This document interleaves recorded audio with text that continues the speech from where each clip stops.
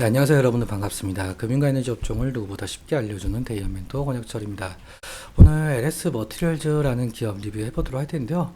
일단 여러분들도 아시다시피 LS 머티리얼즈는 이 울트라 커패시터 사업을 영위하고 있는 기업이죠. 자, 오늘 말씀드릴 내용은 이 울트라 커패시터의 시장 규모가 점차 커질 가능성에 대해서 얘기를 나눠보려고 하는데요. 이 시장 규모가 어디에서 커지냐, 이 풍력 위주의 모멘텀이 발생을 했다라고 볼 수가 있을 것 같습니다. 오늘 이러한 부분들 좀 얘기 나눠보려고 하고요. 그리고 현재 지금 코스닥 시장이 상당히 지금 하락이 진행되고 있는데 이 시장에 대한 측면에 대해서도 좀 말씀을 드리려고 해요. 그러니까 끝까지 한번 지켜봐 주시면 정말 감사할 것 같고요. 먼저 시작하기 전에 저희 데이업 채널에 오시면 모든 종목들을 커버해드리고 있으니까 찾아주시면 정말 감사하겠고, 그리고 제가 한 가지 좀 강조 드리고 싶은 내용이 있는데, 이 LS 머티리얼즈 여러분들께서 이 내용만큼은 정말 궁금하다라고 해주시면은 댓글 남겨주시면 정말 감사할 것 같거든요. 제가 만약에 아는 내용이라고 한다면은 바로 다음 영상에서 말씀을 드리도록 하고요. 그리고 만약에 제가 모르는 내용이더라도 서치 후에 말씀을 드리도록 할 테니까 댓글 한번 꼭 남겨주시면 정말 감사할 것 같습니다. 그러면 LS 머티리얼즈 바로 보도록 할게요. 일단 LS 머티리얼즈 같은 경우 제가 항상 말씀을 드리지만 LS 엠트론에서 물적 분할 후에 설립이 되어서 상장이 된 부분이 있었는데, 그리고 여러분들도 아시다시피 이 사진과 같은 이 울트라 커패시터라는 에너지 저장 장치를 만들고 있죠. 이 울트라 커패시터 같은 경우 신재생 에너지, 산업 비상전력, 스마트 팩토리, 전기차 등 다양한 산업 분야에 활용이 되고 있는 에너지 저장 장치인데요. 이 울트라 커패시터의 장점이라고 해본다면은 이 일반 배터리보다 제품 수명이 길고 충전 가능 횟수가 많아서 유지 보수 및 교체 빈도를 줄여준다는 장점을 가지고 있습니다. 그래서 여러 산업 분야에 활용이 되고 있는 상황인데요. 어떤 산업 분야에 활용이 되고 있냐라고 해본다면 이 풍력 발전기, 그리고 UPS, 그리고 AGV 무인 운반차죠. 이러한 곳에 활용이 되고 있다라고 보시면 될 것 같습니다. 풍력 발전기 같은 경우 이 고용량의 특성을 갖고 있고, 그리고 고지대 또는 해상에 있기 때문에 이 배터리라는 것을 자주 교체하지 못한다는 어려움을 가지고 있죠. 그렇기 때문에 이 사이클 수명이 긴 울트라 커패시터가 일반 배터리보다 더 장점을 갖고 있다라고 볼 수가 있을 것 같아요. 그리고 현재 이 러시아 우크라이나 전쟁이라든지 아니면 중동 정세의 악화로 인해서 에너지 안보가 상당히 대두가 되고 있는 상황인데요.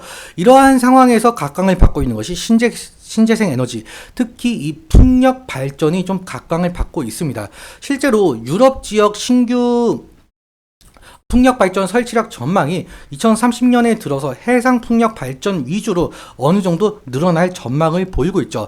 이러한 모멘텀 좀 가지고 있다라고 볼 수가 있을 것 같고요. 다음으로 이 무정전 전원 공급 장치 같은 경우는 여러분들도 아시다시피 사실 이 AI 데이터 센터 같은 경우는 끊임없이 지속적으로 가동이 되어 주어야 이 AI 서비스가 지속이 될 수가 있겠죠. 그런데 우리가 컨트롤할 수 없는 자연재해, 예를 들어서 지진, 전쟁과 같은 상황이 벌어졌다라고 해본다면 이 전력 공급이 끊길 가능성이 생기잖아요. 그래서 꼭 필요한 것이 이 비상 발전기에 대한 부분인데, 이 무정전 전원 공급 장치도 그에 맞춰 역할을 수행을 할 수가 있다라고 볼 수가 있을 것 같습니다. 그리고 무인 운반차 같은 경우는 여러분들도 아시다시피 쿠팡이나 이 아마존 같은 기업에서 상당히 많이 활용이 되고 있는데요. 예를 들면 인건비 절감이나 물류 속도 효율화를 위해서 상당히 지금 물류 창고나 이 자동화 공장에서 수요가 많다라고 볼 수가 있을 것 같습니다. 이러한 세 가지 적용 예시를 들어서 실제로 이 울트라 커패시터 같은 경우는 시장 규모가 2026년에 들어선 이 85억 달러를 전망을 하고 있는데요. 그렇다면 이 LS 머티리얼즈도 그에 맞춰서 성장할 가능성, 그리고 매출적인 측면에 대해서도 상당히 이익을 볼 가능성이 엿보이고 있죠. 이러한 모멘텀을 좀 가지고 있다라고 생각을 해주시면 될 것 같고요. 그렇다면 이제는 이 주가적인 측면에 대해서 좀 살펴보자면, LS 머티리얼즈 같은 경우 지금 오늘 2.7%까지 좀 빠졌다가 살짝 위로 올라오면서 약 지금 현재 2%, 약 마이너스 2% 정도의 거래가 되고 있는 상황인데요. 일단 지지 라인이라고 한다면은 이 부분이 될 가능성이 상당히 높겠죠. 거의 신저가 부근에 해당하는 부분인데요. 만약에 이 부근을 이탈을 하게 된다라고 한다면은 리스크적인 측면에 대해서 관리는 필요할 것으로 보이고 있고, 그리고 만약에 상승을 하더라도 사실상 지금 매물대 차트만 보더라도 이 구간과 이 구간에 상당히 매물이 쌓여 있는 것을 볼 수가 있습니다. 그래서 이 상승 시마다 차익 실현 매물이나 이 원금 보존 매물, 그 저항대가 강할 가능성, 이 부분 염두해 주시면 좋을 것 같고요. 수급적인 측면에 대해서도 살펴보자라고 한다면 LS 머티리얼즈가 상장한 이래 개인 같은 경우 1,900만 주 정도 매수가 진행되고 있는 상황을 보실 수가 있겠고요. 외국인 같은 경우 1,900만 주 매도가, 기관 같은 경우 1,900만 주 매도가 되고 있는 상황을 볼 수가 있죠. 외국인 같은 경우 13만 주 정도 약하게 좀 매수하고 있는 모습을 보여주고 있는데, 일단적으로 이 기관의 매도세가 이제 더 그만 나오고 만약에 매수세로 전환이 된다고 한다면 LS 머티리얼즈 주가에 어느 정도 긍정적인 영향을 끼칠 가능성이 상당히 높겠죠. 그리고 외국인 같은 경우도 조금만 더 이 매수가 된다고 한다면 긍정적인 영향을 끼칠 가능성이 높을 것 같은데요. 근데 사실상 오늘 시장 상황이 전체적으로 좋지가 않은 모양을 보여주고 있습니다.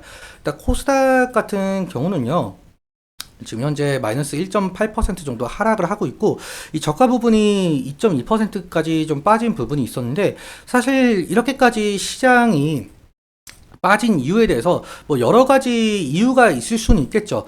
제가 생각하기로는 첫 번째로 일단 미국의 금리가 현재 4.4% 정도로 상승을 한 바가 있었는데, 근데 사실 이 미국의 금리가 상승을 한다라고 해도 우리나라만, 그러니까 특히 한국장만 이렇게까지 빠진 것에 대해서 설명이 살짝 한계가 있을 수는 있겠죠. 그리고 두 번째로 뭐 트럼프 당선 리스크를 좀 반영을 하고 있다라고 볼 수가 있겠지만, 앞서 말씀드린 대로 동일하게 이 일본이나 중국도 이 아시아 증시가 어느 정도 양호하다라는 점을 좀 감안을 한다라고 한다면 사실 이것도 이유가 될 수는 없죠.